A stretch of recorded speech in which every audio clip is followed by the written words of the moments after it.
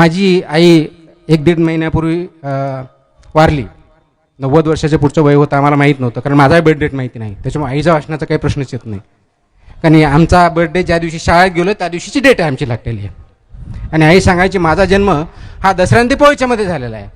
आता जूनमध्ये दसरा दिपावळी तर असू शकत नाही, पण रेकॉर्डला माझी मात्र डेट जूनची आहे. त्याच्यामुळे आईचं काही माहीत नव्हतं.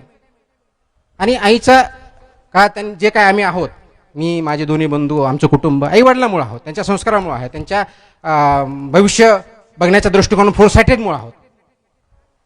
त्यावेळेस आम्ही केला की हे जे कर्मकांड आहेत 10वा 12वा 13वा करायचा करणं योग्य नाही, हे आम्ही मानलं. आम्ही ते केलं नाही. आम्ही सांगितलं की आम्ही ते करणार नाही. त्याचं कारण एवढंच होतं की जिवंत असताना आपल्या आईची सेवा करा, तिथं मान द्या.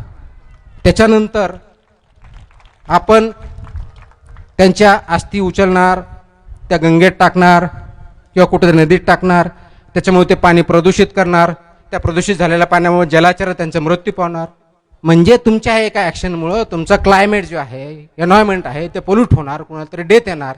हे योग्य मग आम्ही केलं की त्या अस्थी आहेत, आम्ही तिथे एक वडाचं झाड लावलं, त्या वडाच्या झाडामध्ये अस्थी टाकल्या आणि ते वडाचं धाव वाढत राहील, आम्हालाही आठवण येत राहील, सावली पण देईल.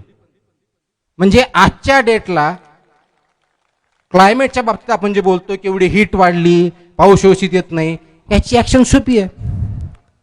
प्रत्येकाने एका माणसाच्या पाठीमागे एक झाड जर मोठं लावलं तर एका वर्षात 150 कोटी झाडं होतील आपले. मग काय म्हणणार, नाही आम्ही शासनाने 33 कोटी घ्या, 33,000 कोटी घ्या. शासन याच्यामध्ये समाज आहे, तुम्हाला आणि मला गरज आहे. स्वतः फक्त आपल्या कुटुंबात 5 माणसं आहेत, 5 झाडं दरवर्षी लावायची, बाकी काहीच करायचं नाही. कुठं लावायची? घरासमोर लावा, अंगणात लावा, शेतावर लावा, रोडच्या बाजूला लावा, भरपूर जागा, काही प्रॉब्लेम नाही. घाटाच्या बाजूला लावा, हे घाट आहेत, कधी काळी इथं झाडं होती?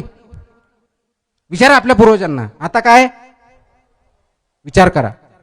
त्यावेळेस कदाचित उन्हाळ्यामध्ये त्या झाडाखाली लोक झोपत असतील, बघत असतील, पाणी पित असतील. आज तुम्ही झोपू शकता का इथं? विकास म्हणजे फक्त रोड्स नव्हे, विकास म्हणजे फक्त बिल्डिंग नव्हे, विकास म्हणजे फक्त GDP नव्हे, पैसा नव्हे. विकास म्हणजे नैतिक विकास. तुमचा माणूस म्हणून तुमची उंची किती, विचारसरणी किती, त्या लेवलला त्यांची बौद्धिक क्षमता, ज्या प्रथा जे चालू आहे त्याला क्वेश्चन करण्याची ताकद असणं म्हणजे बौद्धिक नैतिकता, ती आपल्यामध्ये असली पाहिजे. आणि दुसरी कृतीची नैतिकता, कृती त्याच्यावरती करता आली पाहिजे. हे जर आपण करू शकलो तर निश्चितच आपल्याला आपला समाज पुढे जायला दिसेल.